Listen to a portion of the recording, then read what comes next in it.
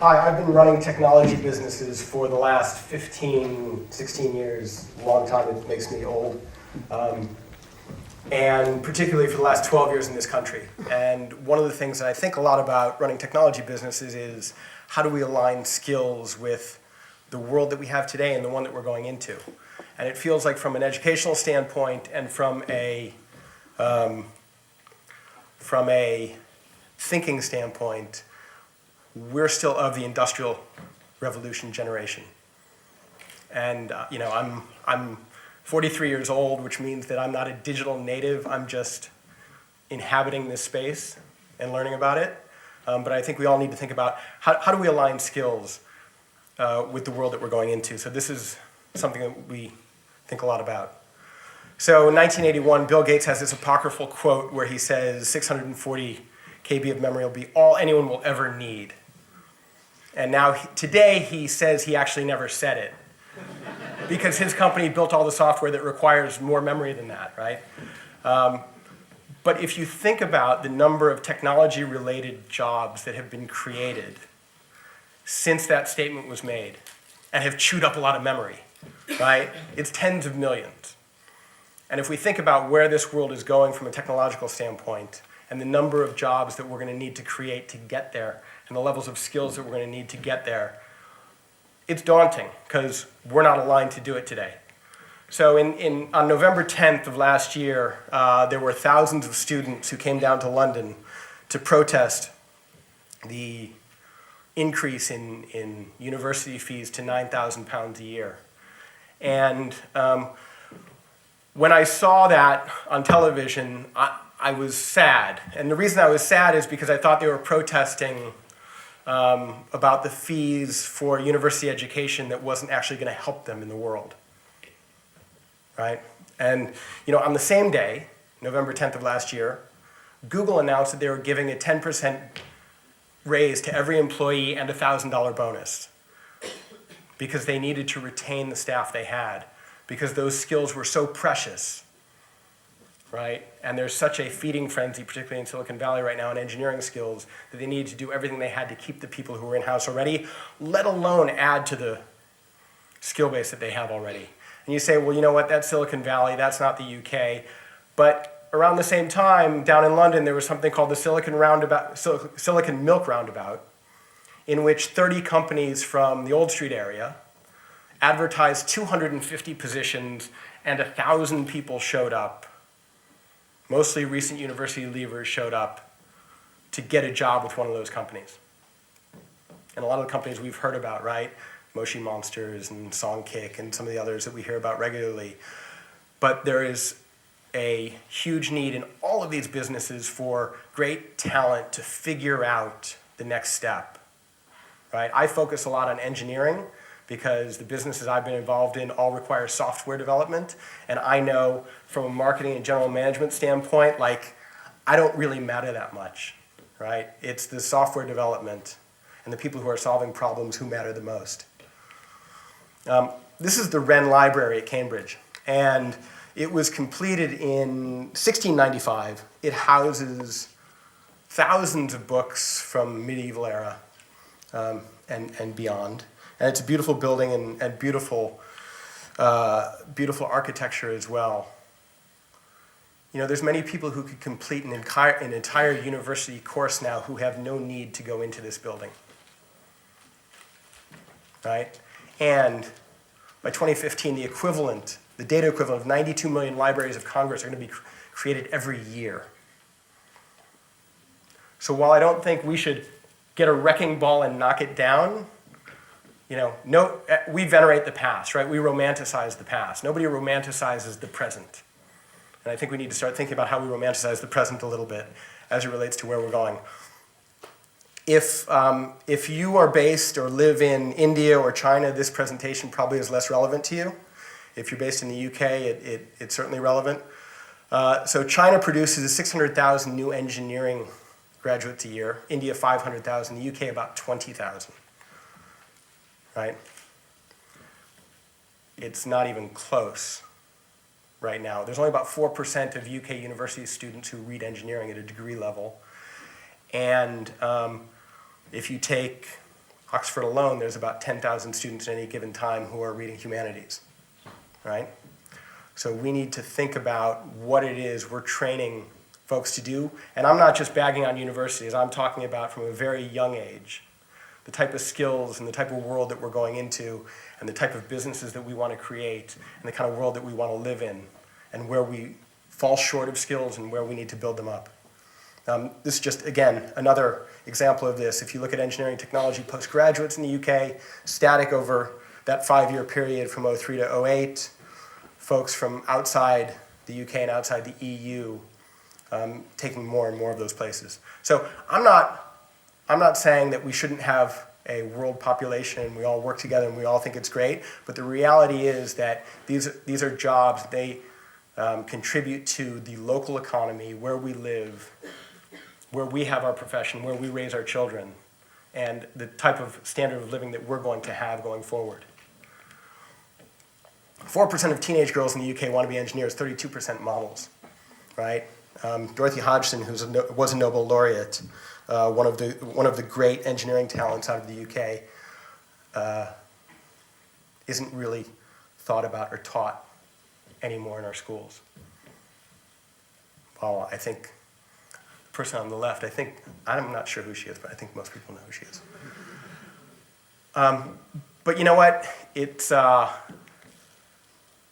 really interesting when you think about the fact, according to the folks at Carnegie Mellon, by 2020, the average $1,000 computer will have the computing equivalent of the human brain. Somebody's got to build that.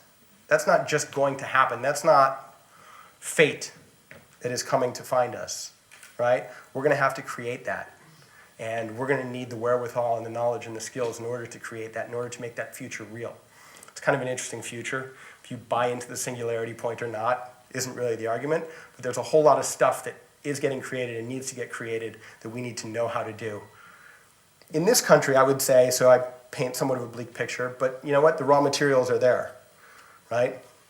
If you look at Nobel Prize winners, about half as many as the US from the UK at about 1/5 the population size, right? Incredibly educated country, incredibly rich in understanding and the veneration of knowledge. It's just a question today of where do we apply that and where do we choose to apply that, because it is a choice, right? It's not just something where we say, oh, well, that's just how it is. We need to make decisions and actively make these choices. And again, you know, the future isn't all dark, right? This was just 2 days ago. I think the head of Google Europe predicted in the next number of years, 350,000 jobs would be created in the UK as a result of the digital economy.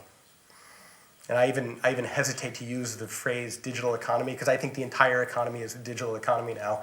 You can take the most offline business you could ever imagine, and it's being changed completely by advances in technology, right? It flows through everything. It's not a silo anymore. It's running horizontally across everything that we do. So the question then is, what can we all do about it, right?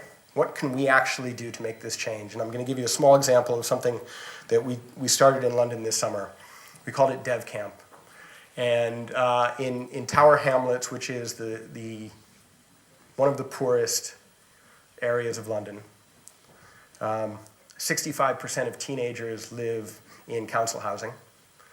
We had a group of 60 teenagers for 3 weeks, and we brought in some of the best engineers from Facebook, from Techlightenment, from Apps for Good, and a number of other organizations, and we built over 30 apps over that 3-week period. We had children as young as 11 years old who had never turned on a computer before, who were building messaging and calendaring applications by the end of 3 weeks, right? Now, we all know that it's getting easier and easier to do this stuff. And as part of this program, we did a lot of research into understanding where the national curriculum is in this country on ICT.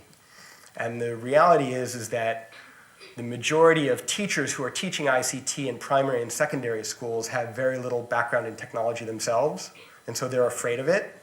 So on the national curriculum, by learning PowerPoint, you can get a passing grade in ICT. And you know, a lot of this stuff may be speculative. I think we can all agree that if we never see another PowerPoint presentation the rest of our lives, it wouldn't be so terrible, right?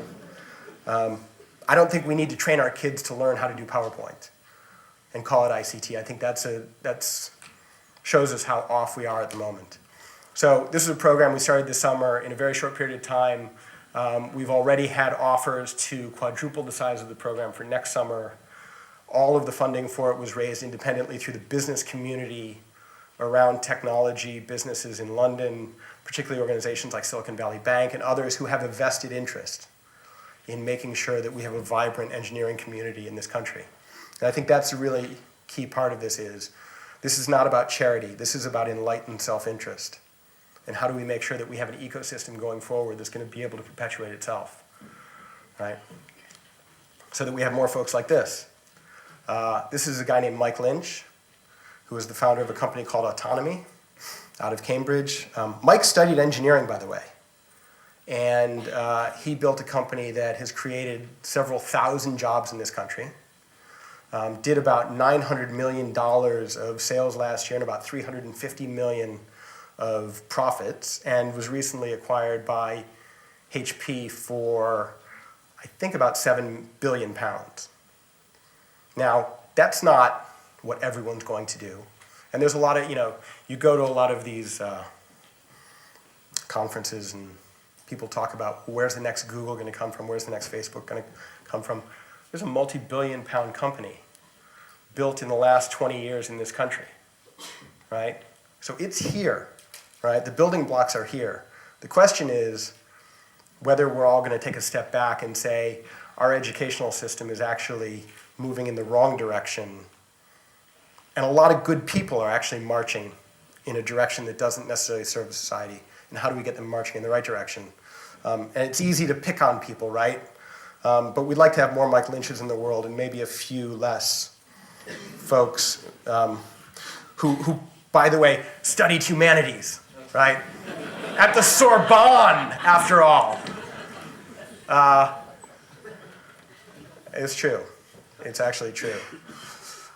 So how do we do it? So one is, there was this entire protest that was based on education, higher education, charging up to $9,000 a year. I actually think for a humanities degree, we should be charging $90,000 a year. And it should be free for engineering, right? So let's think about what we want as a society, and let's figure out how to price higher education in a way that helps society, right? We can make these choices. Again, I think the other thing that's really important is, and this, this may be a pipe dream, but how do we make vocational education cool, right? Not everybody needs to go to university. Not everybody wants to go to university. I'm a bad example. I failed out of university 5 times before I decided to call it quits. And I probably shouldn't have gone in the first place. I would never tell anybody to follow my path, right? Because it's probably going to end up in a bad place. But the reality is, let's look at the output, right? And let's figure out where people go at the end of the day. And there's still a stigma around vocational education. We need to figure out how do we remove that stigma around vocational education and say, you know what, shit, skills are important, right? We wouldn't say that if you're a scientist and you're trained as a scientist, that's a bad thing, but that's kind of vocational training, right? Because it's a very specific skill. So we need to think about it in a different way.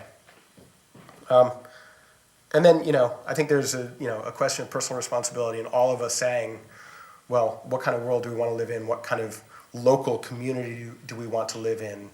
And making active choices in our education system and how we live to actually decide on an outcome, right? And begin and say, what's the end result we would like to get out of this? We may not always get there. We may do the wrong thing. But it feels very much like we're all on a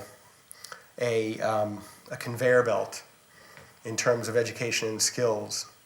And there's a lot of small activities that are popping up in different places, and I think there's a real opportunity for us to galvanize at least a lot of folks in this country to start moving it in the right direction. So thank you very much for your time. I appreciate it. Hopefully it gave you a little bit of background and information about skills, and I think most of the people here work somewhere in information technology and media, advanced media, and it's not just about us, right? There's got to be a world that supports our industries as we move through them as well. So thank you.